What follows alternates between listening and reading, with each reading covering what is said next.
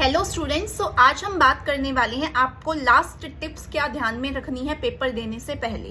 पहली चीज आपको एडमिट कार्ड की ध्यान रखनी है। एडमिट कार्ड आपको कलर्ड निकलवाना है, ब्लैक एंड व्हाइट नहीं निकलवाना है, फर्स्ट थिंग। दूसरी चीज, आपको एडमिट कार्ड में एक डिक्लेरेशन होगा, वहां पे आपको सिग्नेचर करने हैं। तीसरी चीज, जो आपके एडमिट कार्ड में फोटोग्राफ आपने लगाई है, अपलोड की है, वही 2 फोटोग्राफ आपको साथ में लेके जानी है जब आप एग्जाम सेंटर पहुंचे। ठीक है, एग्जाम सेंटर आपको 30 मिनट पहले पहुंच जाना है। जब आपका पेपर शुरू होगा उससे आप कोशिश करें कि 1 घंटा पहले आप वहां पहुंच जाएं, या फिर 30 मिनट तो मिनिमम है, आपको वहां तक पहुंचना ही है। 30 मिनट पहले आपको वहां जाना है।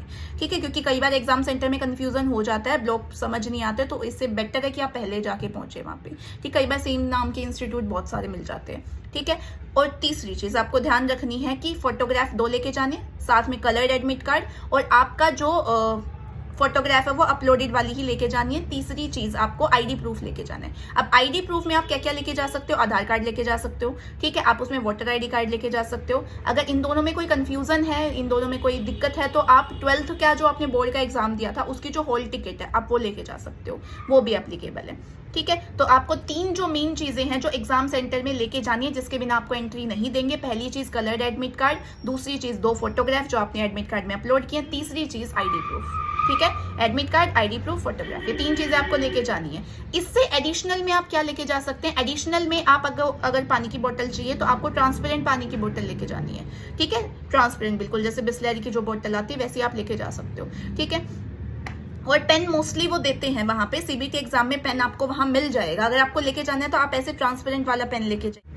नेक्स्ट हम बात करेंगे कि आपको ध्यान क्या रखना है। पहली चीज, आपका पेपर 120 मिनट का है, तो आपको टाइम लिमिट का बहुत ध्यान रखना है। आपको बहुत ज्यादा टाइम नहीं लगाना किसी पर्टिकुलर पार्ट पे। ठीक है, पहले आप वो क्वेश्चन करिए जो आपको बहुत अच्छे से आते हैं। बाकी जो किसी क्वेश्चन में डाउट है उसे मार्क फॉर रिव्यू रख लीजिए। ठीक है, उसके बाद जो आपका पूरा पेपर हो जाए फिर आप मार्क फॉर रिव्यू वाले क्वेश्चन को अटेम्प्ट करना शुरू करिए। ठीक है, उसमें भी वो क्वेश्चन अटेम्प्ट करिए जिसमें आप श्योर हैं। जैसे 2 ऑप्शन में डाउट है तो उसमें आपने थोड़ा बहुत कंसेप्ट लगा के एक ऑप्शन चूज कर लिया। अगर आपको कोई क्वेश्चन बिल्कुल नहीं आता तो उसे तुक्का नहीं मारना है वहां पे, क्योंकि आपकी 1/3 नेगेटिव मार्किंग है, 1/4 भी नहीं है। अगर आपके 3 क्वेश्चन गलत होते हैं तो सीधा आपका 1 नंबर कट हो जाएगा। ठीक है, इवन 0.5 पे भी आपकी इतनी सारी रैंक आ जाएंगी। ठीक है, बीच में तो आपकी रैंक बहुत कम हो जाएगी अगर आपके 0.5 नंबर भी कम हो जाते हैं तो नेगेटिव मार्किंग का बहुत अच्छे से ध्यान रखना है। पहले वो करिए जो आते हैं, then mark for review, and जो आपको बिल्कुल नहीं आता उसको नहीं छेड़ना है। ठीक है, और आपको कोई टारगेट सेट नहीं करके चलना है पेपर में कि आप ऐसा समझो कि पिछली बार तो 65 प्लस में हो गया था तो 65 क्वेश्चन हो गए, बस मैं इससे ज्यादा नहीं करूंगी।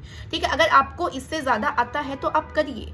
ठीक है, आप मैक्सिमम लेके चलिए स्कोर को, क्योंकि कट ऑफ कितनी भी जा सकती है, हर साल कॉम्पिटिशन बढ़ता है। आपने नीट का रिजल्ट तो देखा ही होगा।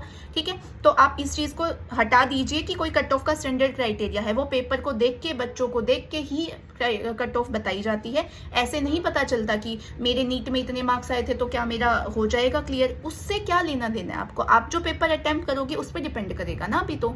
ठीक है, तो बाकी सारे स्ट्रेस को दूर करिए, बस आप इस चीज पे ध्यान रखिए कि आपके कंसेप्ट क्लियर है, आपको उन्हें जाके अप्लाई करना है, बस दैट्स इट। इससे ज्यादा आपके दिमाग में कोई थॉट नहीं आना चाहिए। आप अपना बेस्ट दीजिए, बाकी बस छोड़ दीजिए।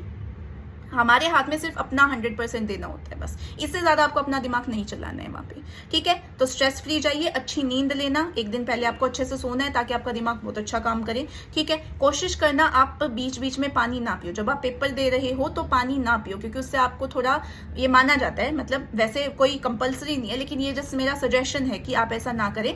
ठीक है, जिससे आपका दिमाग थोड़ा और अच्छे से प्रोसेसिंग करेगा।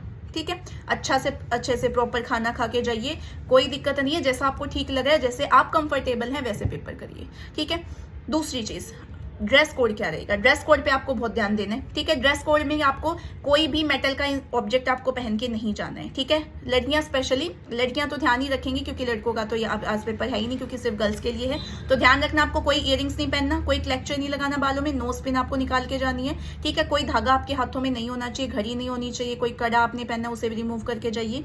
ठीक है, आपको सिंपल लोअर टी शर्ट पहन के जाना है या फिर सिंपल सूट पहन के जाना है, और उसमें आपकी हाफ बाजू होनी चाहिए, या हाफ बाजू या कट स्लीव्स आप पहन सकते हो, फुल बाजू आपको नहीं पहननी है। ठीक है, पैरों में आपको जुत्ती या जूते नहीं पहननी है, आपको चप्पल पहन के जानी है, नॉर्मल स्लीपर्स पहन के जानी है जिसमें आपके पैर विजिबल हो।